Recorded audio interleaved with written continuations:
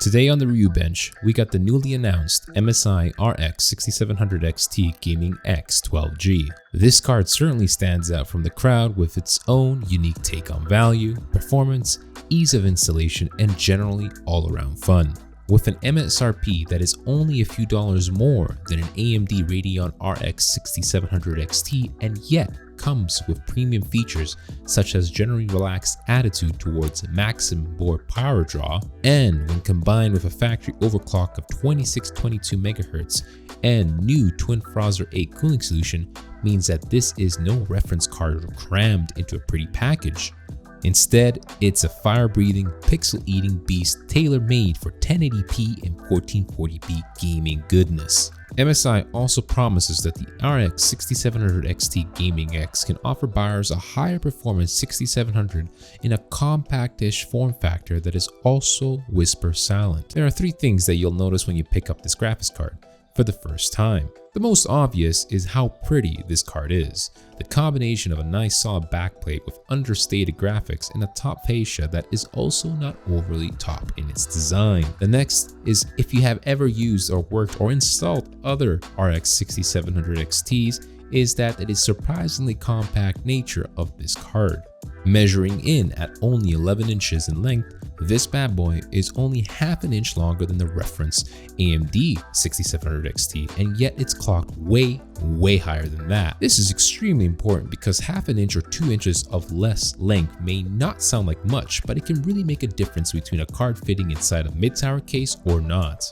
With that said, MSI could have made this card even more compact as their top plastic does overhang the cooling array by almost 3/4 of an inch. The last thing that you'll notice upon picking up the card for the first time is its weight. This is a hefty card, nearly 10.5 ounces heavier than an AMD reference Radeon 6700 XT. Hidden underneath that plastic top and dual fan combination is 5 precision machined heat pipes in what MSI calls the core pipe configuration. These heat pipes are in turn cooled by 2 rather large cooling arrays, in which in turn is cooled by the new TorqueFan 4.0 95mm fans. This combination is what MSI calls their Twin Frozr 8 cooling system, and it is impressive. Let's look at the fans. MSI has clustered them into 5 groups of 2, with the end of each fan connected to the end of the other blade in its cluster. This significantly reduces flex and overall stress on the fan's plastic, and as an added bonus, it results in an actual quieter fan. During our gaming session, the default fan profile was whisper quiet while also keeping temperatures well below 70 degrees Celsius. With the excellent heat sinks and pipes, this small MSI Gaming X 6700 XT has a veritable ton of cooling potential. Now that is pretty much the classic definition of overkill in a good sense. Let's dive deep into the physical aspects of this card. The 6700 XT is a 3-slot card. We usually expect a support bracket to help keep the card from sagging with time, but none was included in the box. The reason no anti-sag support bracket is included is because MSI has baked it right into the card itself, making it extremely sturdy. When it comes to connectivity option, MSI has opted for the box standard configuration. That means 3 full-size display ports, which are all DPI 1.4a compliant, and a single HDMI, which is 2.1 compliant. Now let's look at the performance.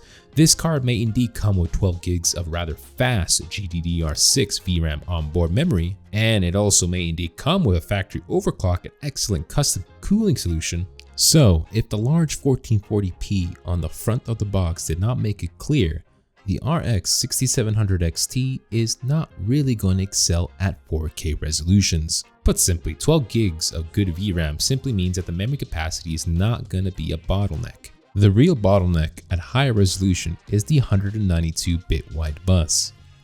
Even NVIDIA and their 3060 Ti have moved away from the 192 bits and gone for 256-bit buses. This narrow-ish bus is the Achilles heel of all 6700 XT. As such, there was and is nothing MSI could have done about it. Now let's jump in right into the charts and showcase you what this card is capable of doing.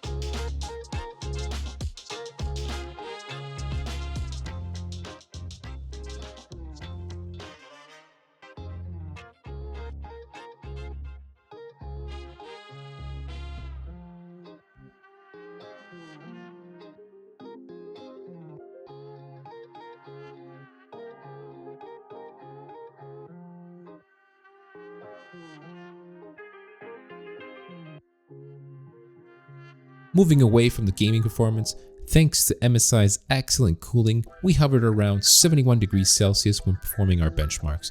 Not only that, our fan noise also did not go above 39 decibels, so we were highly impressed on what MSI has done with this card.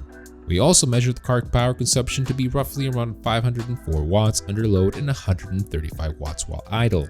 No matter how you slice it, the Radeon RX 6700 XT is pretty much tailor-made for the average PC gaming enthusiast who has not gotten into the 4K gaming goodness. Put bluntly, it outmuscles NVIDIA's RTX 3060 Ti in non-RT enabled scenarios, and it can even give the RTX 3070 a real run for its money. Though the lack of DLSS and FSR abilities is the real killer right now when it comes to ray tracing. Yes, AMD promises that the Fidelity FX Super Resolution is coming, but right now, the AMD RX 6000 series is severely handicapped when dealing with ray tracing enabled games. While we certainly are not living in a perfect world, a world where MSRP actually meant something, the reality is that the AMD Radeon RX 6700 XT was intended to slot in between the NVIDIA RTX 3060 Ti and also the RTX 3070 on price.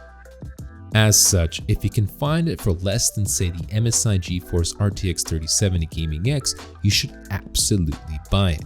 But these days, it is more of a case of what is in stock and buying whatever you can find that will meet your needs. The MSI Radeon RX 6700 XT Gaming X 12G really has improved our already high personal opinion on AMD's Radeon RX 6000 series. In other words, if you're not overly interested in ray tracing at darn near RTX 3070 performance, at RTX 3060 Ti prices means that the RX 6700 XT demands to be on your shortlist. And this basically concludes my review.